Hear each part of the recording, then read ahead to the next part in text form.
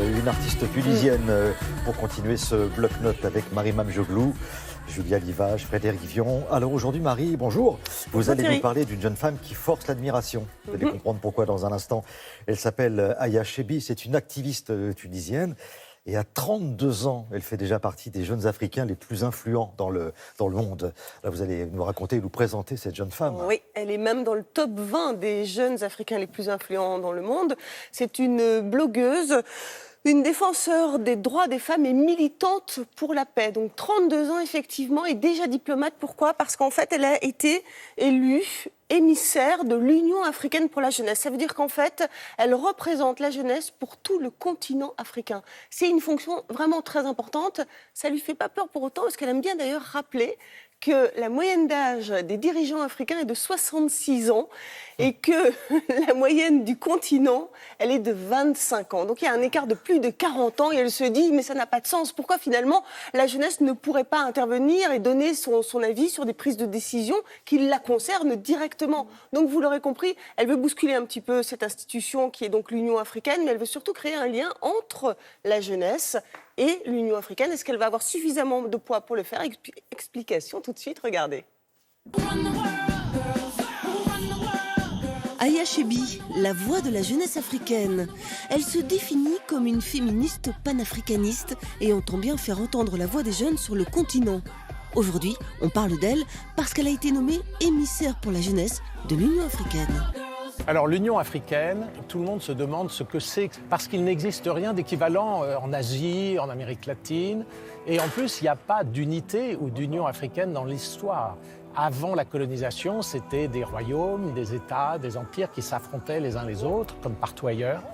Et en fait, le seul point commun de tous les pays africains, c'est d'avoir été colonisés, d'avoir une certaine humiliation, un certain ressentiment, d'où sans doute le panafricanisme qui a suscité l'Union africaine.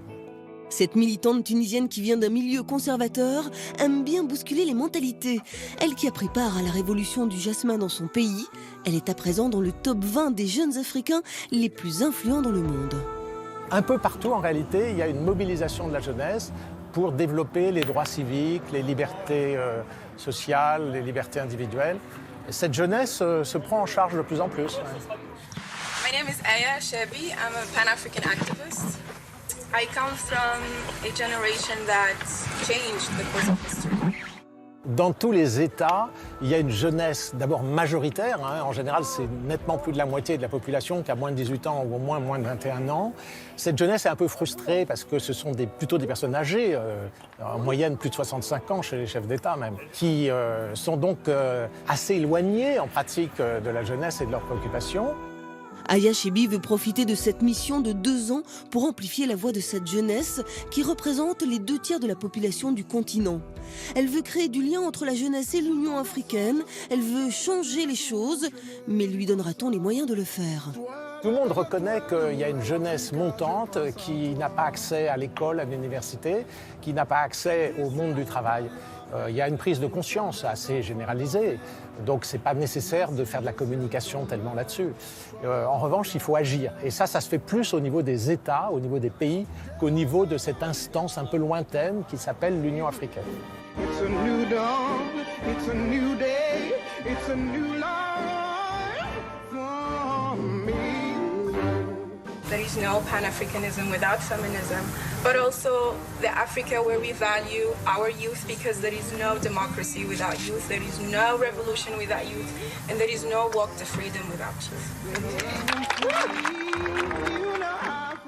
Bon, le problème maintenant, c'est de trouver sa place, de se faire accepter par la jeunesse. Ça, c'est fait. Oui, c'est vrai qu'elle est plutôt très bien vue au milieu de la jeunesse africaine. Effectivement, vous imaginez être représentée par une jeune femme comme elle, qui est vraiment une vraie activiste. Elle a 2 ans pour prouver, finalement, en tout cas pour faire bouger les choses. En attendant, en défaut d'avoir eu Aya Chebbi en interview, on a demandé donc à Nicolas Normand, qui est un ancien diplomate. Il a été ambassadeur de France dans plusieurs pays d'Afrique. Il a été également conseiller au cabinet du ministre des Affaires étrangères pour l'Afrique. Donc il a vraiment consacré toute sa carrière à l'Afrique et il vient de sortir un livre qui s'intitule bien évidemment Le grand livre de l'Afrique, préfacé par Éric Orsena. C'est donc aux éditions Erol où il aborde les questions politiques, évidemment, culture, économie, etc. Donc un livre, si vous aimez en tout cas l'Afrique, un livre absolument à avoir, je dirais. Merci beaucoup, Marie.